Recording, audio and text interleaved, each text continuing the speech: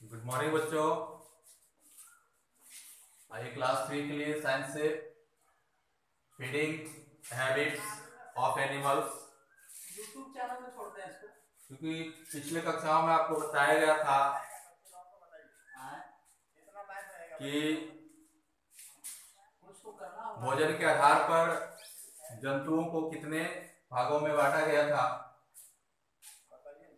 आज उसका दूसरा भाग बताने जा रहे हैं, फूड चेन, जिसको हम लोग कहते हैं आहार श्रृंखला। आहार श्रृंखला का मतलब होता है भोजन के आधार पर कौन किसे खाता है और किस तरह से वह अपना जीवन व्यतीत करता है। तो उसका एग्जाम्पल देखिए, घास। घास को हिरन खा रहा है। अब इस हिरन को कौन? शेर। तो क्या हुआ, एक कड़ी कड़ी बनते गया, एक दूसरे को खाते गए। दूसरा उदाहरण देखिए, घास को कीट खा रहे। कीट को कौन खाया? मेढक। मेढक को कौन खाया? सांप। और सांप को कौन खाया? गीत। तो इस तरह से जो कड़ी बनते गया, इसी को हम लोग कहते हैं आहार श्रृंखला, फूड चेन कहते हैं। क्या कहते हैं इसको? आहार श्रृंखला, फूड चेन।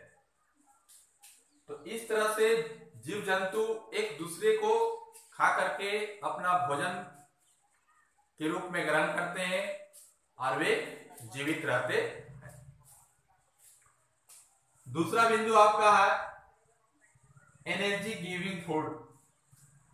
कुछ जंतु ऐसे हैं जो बहुत हार्ड वर्क करते हैं, भारी से भारी बोझा को ढोते हैं। एक स्थान से दूसरे स्थान तक हम अपने सामान को ले जाने के लिए काम में उसे लाते हैं।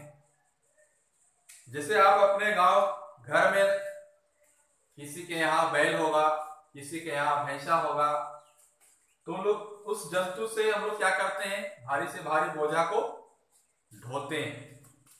जैसे धान लाना हो तो धान क्या करते हैं कि बैलगाड़ी में उस पर बोझा को लाद करके और बैल के माध्यम से, भैंसा के माध्यम से उससे खिंचवा के हम लोग ले आते हैं अपने घर। तो बहुत सारे ऐसे अन्य वस्तुएं हैं जो भारी वस्तु होता है, जिसे हम एक आदमी से, दो आदमी से लाने में जो काफी समय लगता है। तो इस स्थिति में अधिक वस्तु को लोड करके आप उस जंतु से ढोआ करके ला सकते हैं। तो इस तरह के जंतु को अधिक से अधिक एनर्जी चाहिए, ऊर्जा अधिक चाहिए, अधिक ऊर्जा चाहिए ताकि वह जंतु उस भारी बोझा को ढो सके।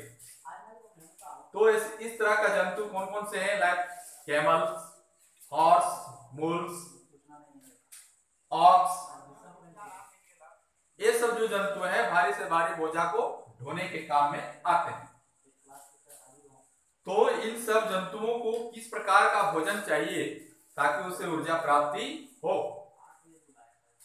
तो उस तरह के जंतु को ग्रेन, दाना, ऑयल सीड्स, माने जिसको हम लोग खल्ली बोलते हैं,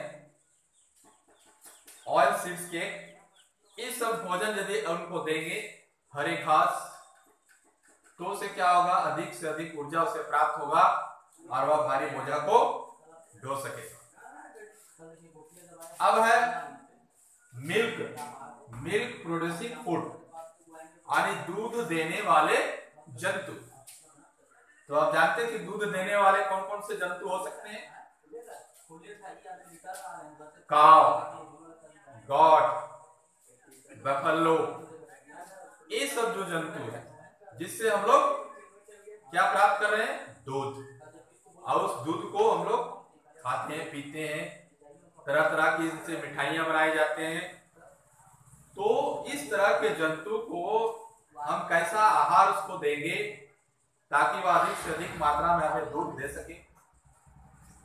तो इस तरह के जंतु को फ्रेश घास, कैसा चाहिए?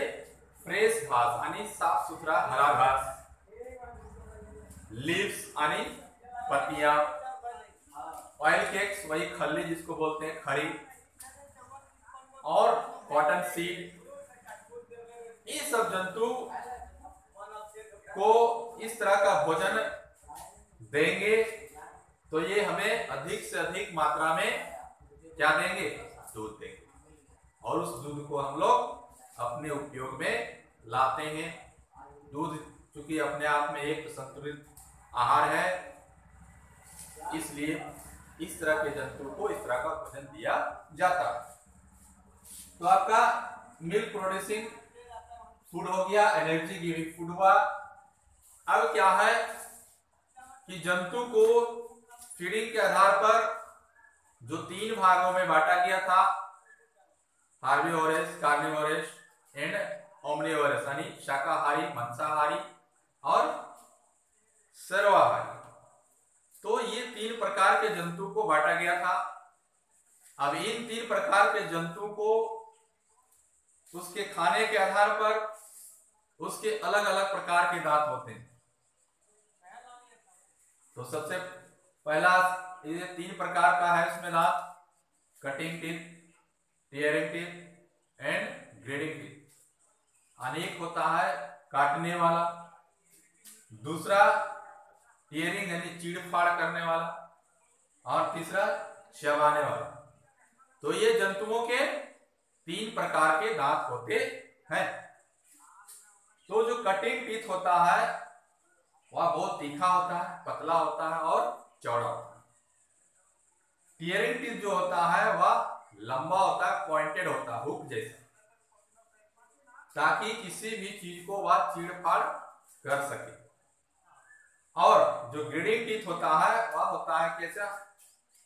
चपटा होता है और चौड़ा भी होता है, चकोट जैसा होता है, ताकि वह भोजन को पीस सके, छोटे छोटे टुकड़ों में विभक्त कर सके, ताकि पाचन करने में आसान होगा। तो आज ये 4 पॉइंट आप लोग के बीच में रखे। अगले क्लासेस में आपको बताएंगे कि शाकाहारी जंतु के मुंह में किस प्रकार के दांत होते हैं, मांसाहारी जंतु के मुंह में किस प्रकार के दांत होते हैं, और जो सर्वाहारी होते हैं उसके मुंह में किस प्रकार के दांत होते हैं। ये आपको मैं अगले क्लास में डील करूंगा। धन्यवाद।